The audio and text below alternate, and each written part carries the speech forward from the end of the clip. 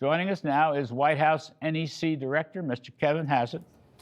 Kevin, growth solves a lot of problems. I want to talk to you about all kinds of little things, but growth solves a lot of problems. Growth creates income. I'm calling it moneyer. That's what's going to help the affordability crisis. You're a third back from the Biden disaster. Okay, it's going to take time, but these are growthier policies, Kevin. I don't think people understand that as well as they could. Yeah, exactly right. But you got to also understand that we understand all the harm that was done in the Biden administration. And so we pulled up some numbers, and when President Trump left office, then a bag of groceries, a typical monthly grocery bill, was $400. When Biden left, it was about $512. Oh. And so that huge $112 hit for groceries, you also saw that for gasoline and auto insurance and everything else. And so that we've stopped that runaway inflation. It's very, very small now, and the price of groceries has gone up almost not at all this year, but people still are feeling strapped because they need more growth. And as you said, that we've given them about $1,200 of real income growth this year. If we continue at that pace, then in a year or so, because it's going to accelerate, then we'll have filled the Biden hole, and then we're going to lift off from there and break records. Kevin, I just really thought of this today. Reagan had two tax cuts. The first one was in 1981, and the second one was in 1986. Two big tax cuts. Right. And during his presidency, the economy grew nearly 5% per year. Right. I don't remember the exact number, but it was about 5% for the 7 fat years that Robert Bartley called it of the Wall Street Journal. So here's Mr. Trump with two tax cuts, okay? It's an amazing thing, the first term and the second term. Probably larger than the Reagan tax cuts. Right. I mean, so the sky's the limit. I'm just saying 3%, heck, 4%, 5%, growthier. That puts more income. I call it moneyer. That puts income in people's pockets. All right, that's how you're going to buy a house. Okay, that's the way you're going to just grow the economy. Make sure that the Schumer Democrats, which are trying to sabotage everything, don't sabotage everything. Okay, I think Mr. Trump has an interesting point about ending the filibuster. But I'm just saying, this is paramount growth. You got to go out and sell it. That's what it is, because it's already happening, right? Gas prices are coming down. Inflation's going to come down. I know that. The Fed, here, talk to me about the Fed. The market sells off today almost 800 points, whatever. I think people are worried the Fed's not going to do what they should do, which is cut interest rates.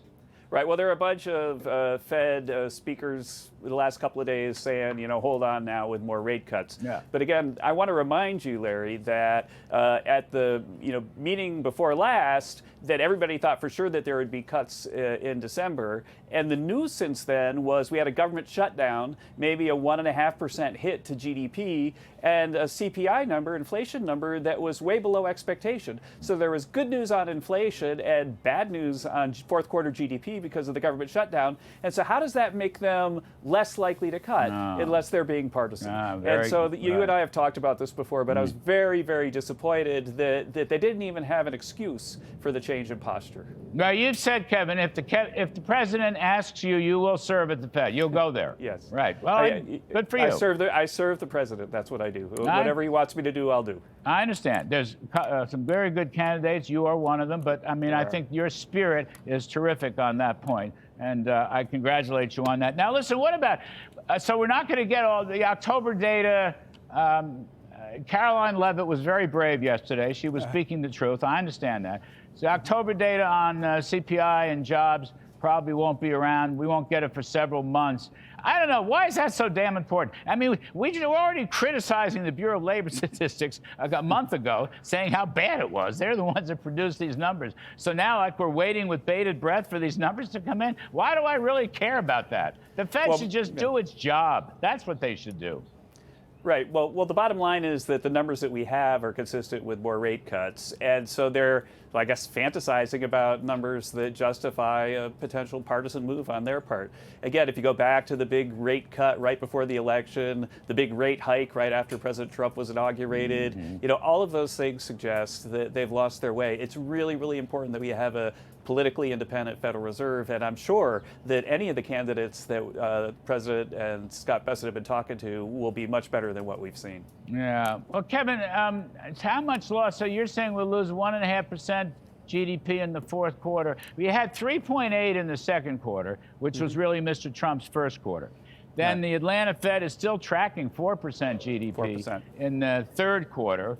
What do I do? Say 4 minus 2 is going to equal 2? Yeah, something like that is about where, that's about what we need to be doing. But will you sadly. pick it up in the first quarter next year?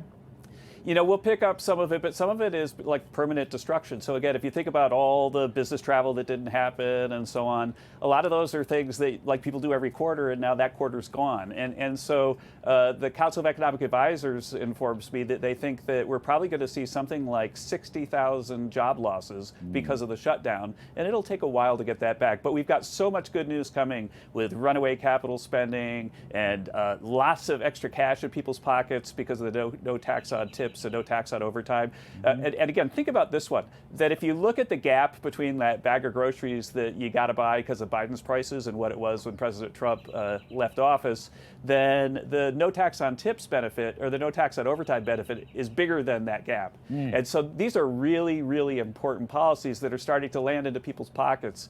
And for sure, we're going to lift off into next year, but whether we recover it all, I guess that's probably not going to happen. Well, I think, listen, I've been saying night after night about these refunds that are coming next year. Scott Besson talked about it when we had him on. He's still the IRS commissioner. I mean, that's a big chunk of change. Whatever the number is, 150 billion. Some people estimate it to be close to 200 billion. It's still a big number. And you got all your business tax breaks, the business tax break. And Mr. Trump wants factories. He wants to build factories. All right. And I don't know. He says the 18 trillion dollars are going to come in. I don't know what that, but if he gets half of that, if he gets a third of that, it's a fabulous number. So the growth, I mean, tell me where I'm wrong. The growth produces income. I call it growthier and moneyer, and that solves the affordability crisis. Growth. Look, Reagan had 5% growth, Kevin. You got two tax cuts from Trump. Who knows? You could be in the 4 to 5% range. Right. And remember that Reagan boom happened without much inflation, because inflation was defeated early in the Reagan administration. And that's because it was a supply side boom. And we've got a supply side boom that's, I think, better than Reagan's because we put so much effort on the supply side for labor, for the no tax on tips, the no tax on overtime. So there's a big incentive for people to work harder, work longer, make more money, and increase output, which puts downward pressure on prices while the economy's booming. So it's a really, really great formula, in addition to the corporate tax stuff that you and I have talked so much about. All right. Well, corporate tax cuts. Go out and sell it, Kevin. Sell it to the world. Proclaim it to the world. And it's terrific stuff. Thank you, my friend. We appreciate it. White House NEC Director Kevin Hassett.